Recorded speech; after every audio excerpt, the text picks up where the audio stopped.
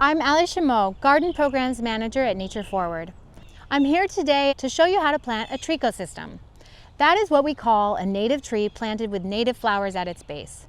We often see trees with either rings of mulch or just grass around them. Trees in nature don't exist in isolation though. They live in a community of other plants and animals, an ecosystem. A native tree provides vital habitat to birds, mammals, and beneficial insects. In the spring and summer, flowers under the tree provide pollen and nectar to insects. And in the fall, when the flowers go dormant, the tree's leaves have somewhere to lay. These leaves offer both the tree and the flowers the natural mulch they need for the winter and habitat to overwintering insects. When you plant a tree with flowers underneath it, you're not only creating something beautiful to look at, you're providing essential space for our native wildlife to thrive. The first step to planting a treecosystem is choosing where to plant your tree.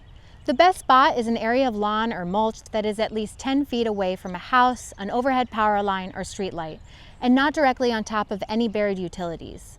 This tree can grow to be wider and up to 20 feet tall, though it'll take 10 years to get that big. So now I'm going to show you how we're going to plant our tree. We're going to dig a hole that is twice as wide as the original planter and just as deep.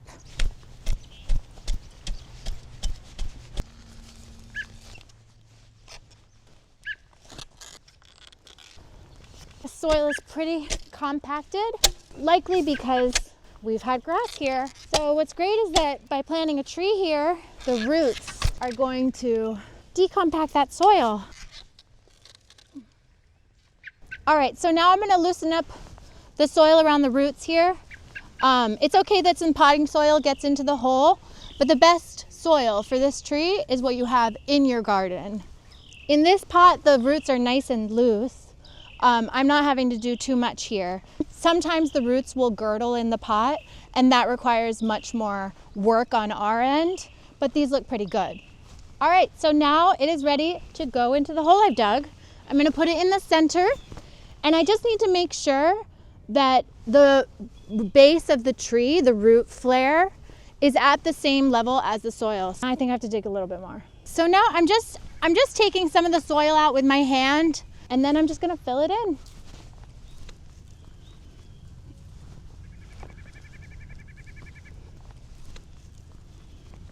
So now we're going to plant some flowers underneath the tree. I'm going to open up the roots a little bit because it's quite root bound from being in a container, but that's okay, and I can loosen it up. They're super healthy, and I'm just going to get it loose before I put it in the ground. And also I like to lay them out to see where I'm planting before digging the holes. So I just dig in. The soil is also already nice and loose. And I've got my plug in the ground. So a good rule of thumb is to plant these plugs 6 to 12 inches away from each other and away from the base of the tree. But don't worry too much about it. Plants have a great way of sharing resources with each other. And this tree is young enough that we can be close to the root system. If we were planting near a mature tree, we would be much further away from the mature root system. But this combination works with these young plants together. I'm also planting them in a circle around the tree, which is a nice way to organize them. All right, so now I've got my plants in the ground. Everything is level. And now I'm just gonna tamp the ground a little bit, see where I have some loose soil. Maybe I need a little bit more. All right, so now the biggest thing in order to make sure that this tree does well and the plants survive is for you to water. So for any week that it does not rain for at least an hour or two, you need to water the plants. You don't need to water the foliage or the bark. We go right to the root system to soak up the water. So I'll just show you with this watering can. You can do it with a hose. You can do it with a drip line. Also, you can just be observing your plants throughout the season. If it's very, very hot and they look droopy or look wilted, feel free to water them. It's also best to water on hot days, either in the morning or the evening, so that the water doesn't evaporate from the sun in the midday.